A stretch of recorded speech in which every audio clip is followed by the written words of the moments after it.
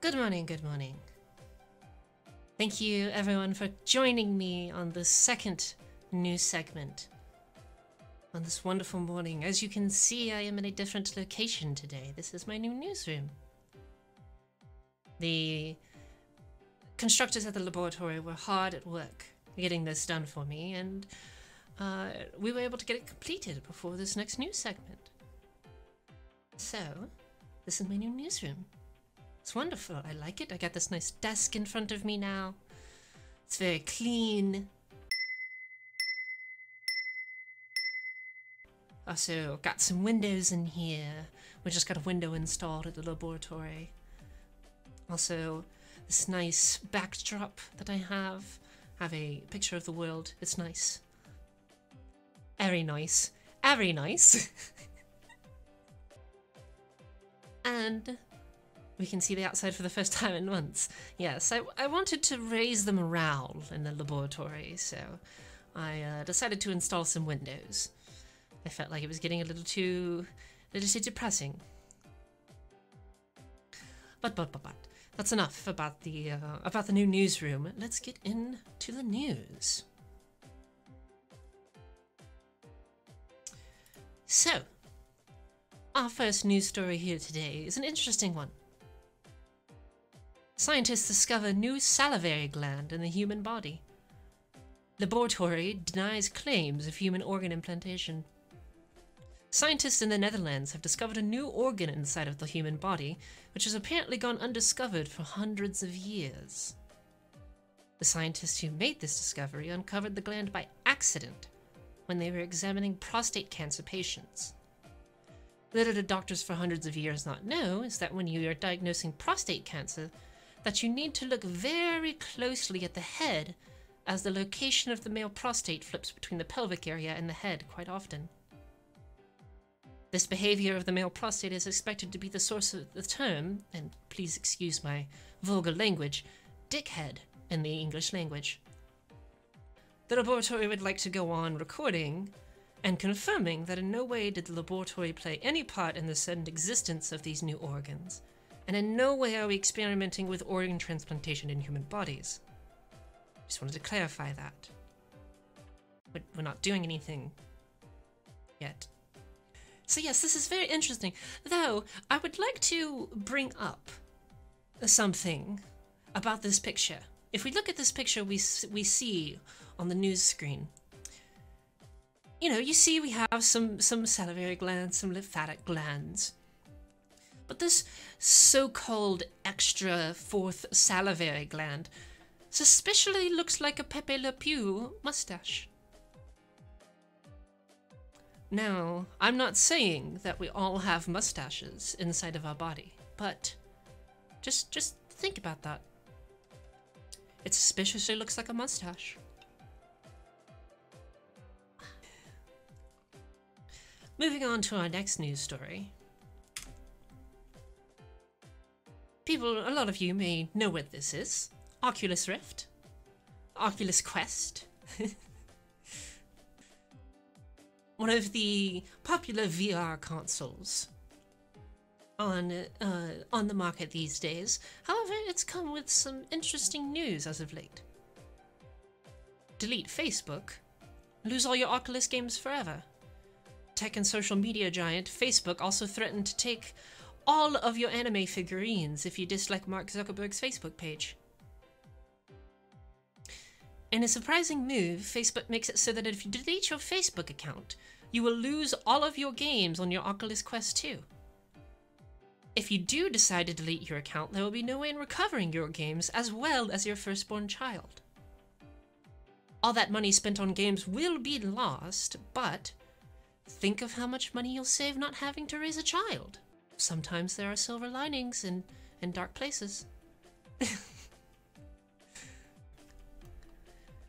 Moving away from science and technology, and a little bit deeper into gaming, we go to a game that has moved itself out of early access as of recent. Roguelike slide... That is a... Wow, that is a tongue twister. Let's try this again. Take 2. Roguelike side-scrolling platformer Scourgebringer leaves early access. Nailed it. Developers decide to make game harder because why not?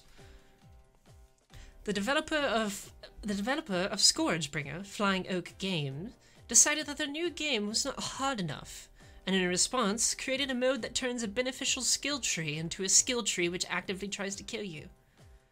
The skill tree in question is activated when playing with the Chaos route, and features such detriments ranging from traps doing more damage to reducing your base HP. Because why not? Beyond these basic elements, there are also others that have been included in the game's hard mode at the end of the skill tree. Near the end of the skill tree in the Chaos route, there are options such as one-handed, where the game uses a ghost hand to pin your arm behind your back and forces you to beat the game one-handed. Another one of these skills in the tree is blind, where the game rips out both of your eyeballs so that you must play the game blind. As for the game's crowning achievement, it is rumored that the hardest achievement in this game is called From the Grave, when you must beat the game while dead. The developers would like to let all players know that turning on these parts of the Chaos route are irreversible, but the developers have started a Kickstarter that has True Resurrection as one of its stretch goals. Horror strikes fans around the world as English Hololive talents Amelia Watson and Takanashi Kiara declare a revenge chess match to decide who really is bottom left and bottom right. The first chess match, streamed in a variety of countries, was heavily covered in world news, many reporters commending the girls' skill. The girls' skill. Skills, yes. Some reporters from the chess forums and chess news sites such as Tower for Life even went as far to praise the girls in giving the world the worst chess match ever. For viewers who are not aware, a chess match between Chiara and Amelia took place, which took approximately 18 minutes to complete. Most of the match featured Amelia and Chiara fighting back and forth with less than 4 pieces left on the board each. Looking over the footage, our chess experts at the laboratory tell us there were no less than 1,326,475 instances during the chess match in which the checkmate was 1 move away. World chess champions old and new were seen on social media tweeting about the girls' revenge chess match, saying that the result of this chess match could destroy the chess community as a whole, and that it was their duty to stop the match if the situation became dire. Moving on to our last story. And this story is about someone we all hold near and dear in our life. Well, probably most of us do. In groundbreaking case, popular cyborg Radionite is sabotaged by internet provider. Fans Lola. This is what I get for reading chat in the middle.